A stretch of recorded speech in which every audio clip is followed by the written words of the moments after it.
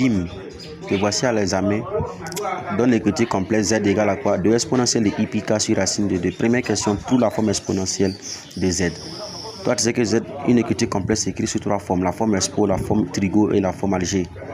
Toi, on te demande de trouver la forme exponentielle. Tu dis non, c'est ce qui est en haut ici là. Qui t'a dit ça, mon frère? On t'a pas dit en classe que la forme exponentielle d'une écriture complète s'écrit sur cette forme-là, module multiplié par exponentielle de i d'état.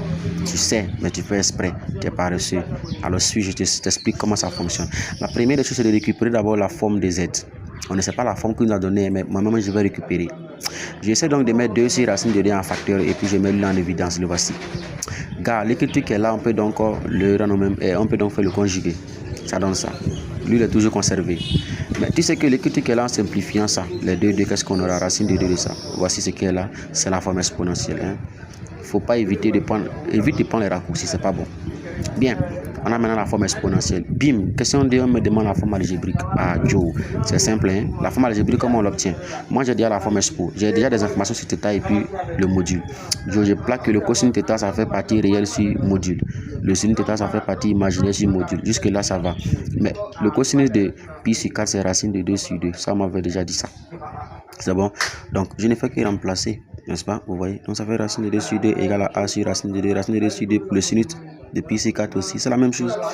Et là, donc, j'ai fait une équation. 2a égale à 2. Parce que racine de 2 fois racine de 2, ça fait 2. Vous voyez? Je tire a, ça fait 1. Je tire b, ça fait 1.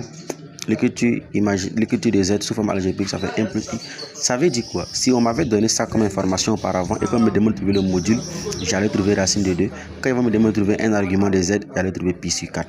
C'est tellement simple. Merci et bonne suite de journée à vous.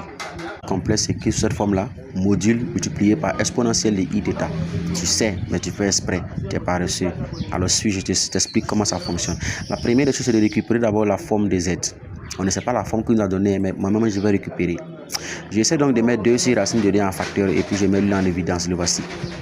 Car l'écriture qui est là, on peut donc le renommer et on peut donc faire le conjuguer. Ça donne ça. Lui, il est toujours conservé. Mais tu sais que l'écriture qui est là, en simplifiant ça, les deux, qu'est-ce qu'on aura? Racine de 2 de ça. Voici ce qui est là. C'est la forme exponentielle. Il ne faut pas éviter de prendre, évite de prendre les raccourcis, c'est pas bon. Bien.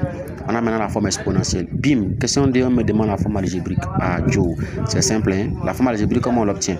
Moi, j'ai déjà la forme expo. J'ai déjà des informations sur θ et puis le module. Joe, je plaque que le cosine θ, ça fait partie réelle sur module. Le sin θ, ça fait partie imaginaire sur module. Jusque-là, ça va. Mais le cosinus de pi sur 4, c'est racine de 2 sur 2. Ça, on m'avait déjà dit ça. C'est bon? Donc, je ne fais que remplacer, n'est-ce pas? Vous voyez? Donc, ça fait racine de 2 sur 2 égale à a sur racine de 2. Racine de 2 sur 2.